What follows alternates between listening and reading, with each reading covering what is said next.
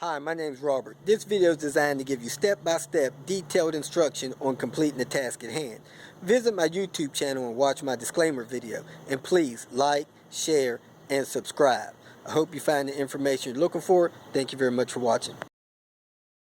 To replace the right-hand side of the motor, the US passenger side valve cover or cam cover gasket, you need to pull a couple screws out of the air tube system, 3, lift that out, unplug it of course. Then you got to take the coil pack cover off, pull the coil packs. Then there's a couple of wires you take loose. Then you take the 14 bolts out of the cover, inspect the tensioner, replace the seals, and put everything back together. So let's get started. Okay, here's the tools and supplies I used. Had some acetone to clean up the motor head and the some other parts. Engine cleaner to clean up the covers. Throttle body cleaner.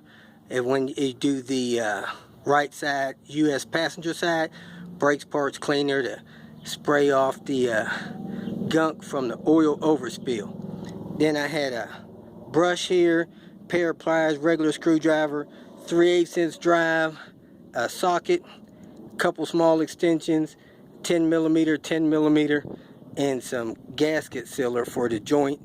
I had a brass brush, my ratchet wrench, then I got some 1/4" tools, a screwdriver handle, small ratchet, couple of extensions, long and short, 10mm, 8mm, 7mm deep, a 7mm shallow, a pivot, and the ratchet, a razor blade, spark plug filler gauge, torque wrench, and a magnet.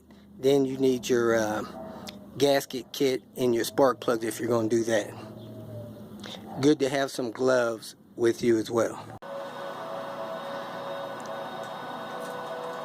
Okay, now we're going to remove the cam cover from the right side of the motor, the passenger side for US models. The first thing we're going to do is take this bolt off here for the air intake tube from the throttle body. Take the bolt off here. Disconnect the tube here. Take this bolt off here and disconnect this electrical connector and remove the air intake system. The air box lifted right off of the 2 inner guides, and this bolt that was going on the end of the air box didn't turn off. It actually broke, so I'll have to figure out what I'm going to do to that. Maybe silicone or glue it back on there, but the air box did lift up and out of the way. You might want to stuff a rag or something in your throttle body intake so nothing goes down in there. And next thing I'm going to do is remove this plastic cover from the top of the motor. Okay, the screw out of the top of the airbox cover on the back side closest to the dashboard, man, that thing took a flying leap, went down under the motor somewhere. So try not to let that happen to you. And I'm going to get in there with a flashlight and a magnet, try to get that bolt out. Okay, you can see down there where that cam cover has been leaking down on the exhaust shield. So this side definitely needed to be done as well. Next, I'm going to unplug this sensor here and unhook the wiring harness from the cover.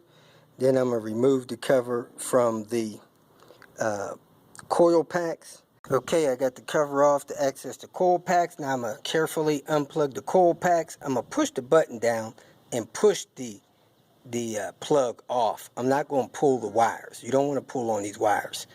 So I'm going to unplug all 4 of those. Then take those 7mm bolts out and slowly lift those coil packs off. Hopefully they'll come off with the boot. Now that the coil packs are off, I'm going to remove all 14 bolts from the cam cover and pull the cover off. When removing the 10mm bolts around the cam cover, it is best to use a deep well because you got these studs that keep the dust cover on the engine. You got one at the top corner, skip a bolt there, skip a bolt there. So you got 3 of those, plus the deep well will help you clear the cover for the lower bolts. Okay, all the bolts should stay in the cover because of the gasket and seal on the other side holds them in place. Now this top corner closest to the dashboard, for some reason, is kind of an orphan bolt. It doesn't have the cover holding it in. Now before you pull this cover off, you want to make sure that you got the wiring harnesses unplugged from it and pushed out of the way, and then when all your bolts are loose, this cover should just lift right off. So pull the cover off and take it away and remove the old gasket. Clean it up with some engine degreaser. Okay, once you have the cover off, you want to inspect the tensioner there. Make sure it's not cracked, the plastic tensioner, or worn out. And then you want to clean the mating surface up. I use a brass wire brush, and then after I brush it, I use acetone, and then I clean the cover up on the inside and out with engine degreaser. I set the seals in place, reset the screws in the seals, and replace the seals on the screws, and then I go back in. So let me go ahead and clean this stuff up and get ready to put it back in. Okay, I got the surface of the head all cleaned up, ready for the cover. Now I'm going to replace the spark plugs. I got the 4 iridium plugs, and I'm going to torque them in at 20 foot-pounds. Most spark plugs are torqued in at about 18 foot-pounds. Anyway, this is what somebody said I should get on the Jaguar forums, and these spark plugs are supposed to be gapped between 35 and 39. 0.035 and 0.039 from what I've told. And I'm going to check them with my filler gauge before I put them in. Now if you have oil down your spark plug wells, like I do a couple of these, you can either try to shove a rag down there and sop that up, or just pull the plugs, let the oil drain into the head, and when you start it up, the car will smoke a little bit, but it won't do any serious damage. As long as they're not full with oil, you can go ahead and let it drain down in there. Okay, I got the spark plugs in and torqued down. I want to encourage you, if you plan to walk away from this motor while it's open like this, put a rag or something, a towel that covers the whole thing so nothing falls down in there. I've heard all kinds of stories about people losing stuff down in this open head like this, and you don't want that to happen to you. So close it up and put a rag over it or something so nothing falls down in there. Now I'm going to wipe this surface one more time with acetone because a little oil got over the oil wells. But if you want to clean this dried up oil off of the heat shield and exhaust manifold, spray some non-flammable brake part cleaner on it. Maybe that'll help get it off. And then, or either that or just don't worry about it and let it burn off on its own. If you use brake parts cleaner to spray the oil spill off there, make sure you put the nozzle on it so you don't get none of that stuff inside the motor. Here's the gasket kit that I got from Rock Auto. It's souped up like a bowl of spaghetti. Looks like it's got all the pieces. So I'm going to set this gasket in, figure out which washers go to what, put all those in. I got several bags here, different washers for different things. I'm going to set those in place and get some sealant, dab it on that cover, and set that cover in place. Okay, I worked the seals in over the spark plug wells. I pushed the screws through and worked the seal around that retainer so that holds those seals in place. You could work them around with your fingernail or with a blunt tip screwdriver. Then I worked all of the screw assemblies around the edge with my fingernails on that, and I got that orphan bolt here, but I did work the retainer in. I worked these small gaskets around the big side of the retainer that'll be on the screw side and behind the washer.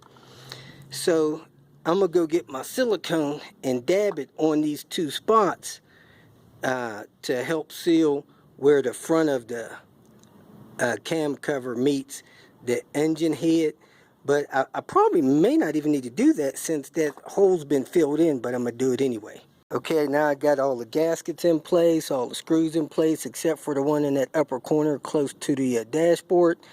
And now I'm going to dab some sealant on these two locations here where that head cover hits the head seam. And this is the sealant that I'm going to use. You could use some other stuff. They say you should use some silver stuff. You could use a blue gasket maker, whatever. You just need a dab on both of those locations. Now that's the amount of gasket sealant that I put on those joints right there. And those joints will come up to the motor and meet right here where these seams are. Now there was some sealant in there last time, but this will just make sure that it stays sealed. Now I'm going to set the cover in place. Be careful not to get any wiring harnesses squished in there.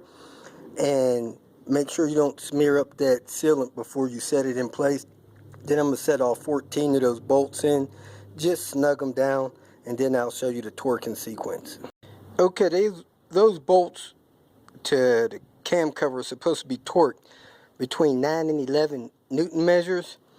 And each time you have Newton measures, you can multiply it by 75% and come up with foot-pounds. So that's about 7 or 8 foot-pounds. Okay, so I torqued them, and this is the pattern you go. You go to inner rear, then the inner front. Then you go third from the back on the bottom. Then you go the one above it. Then you go the one ahead of it.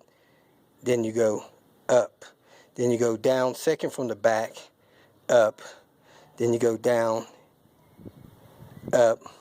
Then you go bottom rear, up. Front lower, up. So you start in the middle and you work your way out, back and forth. Okay, so now I'm going to carefully set my coil packs back on there. Put the nuts in them. Those are 4 to 6 Newton measures, about 3 foot-pounds. And if there's any oil in the tips of the rubber, I'm going to go ahead and wipe that out the best I can.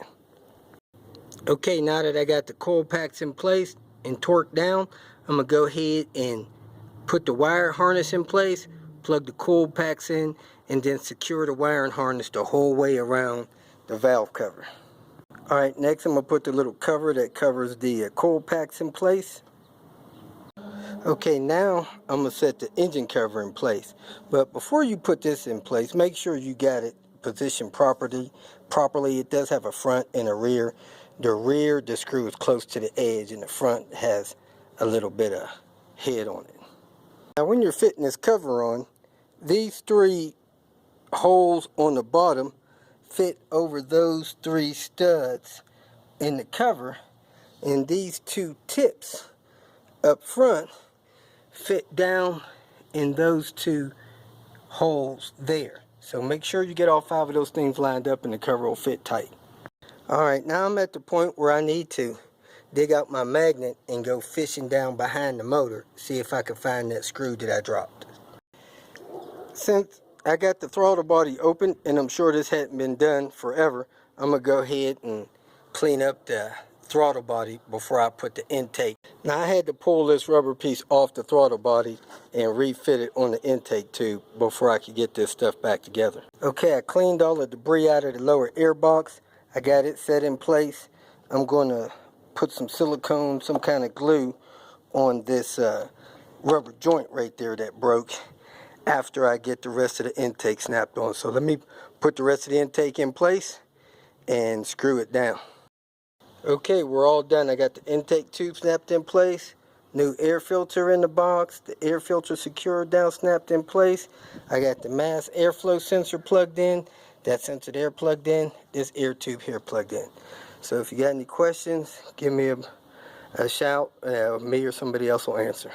If you feel that this information was beneficial, please like it and share it with your social media friends. You can also subscribe to my channel so that you can get notification of future videos that I post. Visit my channel. I have all types of do-it-yourself videos there. You can leave questions here and I'll try to respond to them as quick as possible. You can also visit my website at robertspinner.com. Thanks again for watching.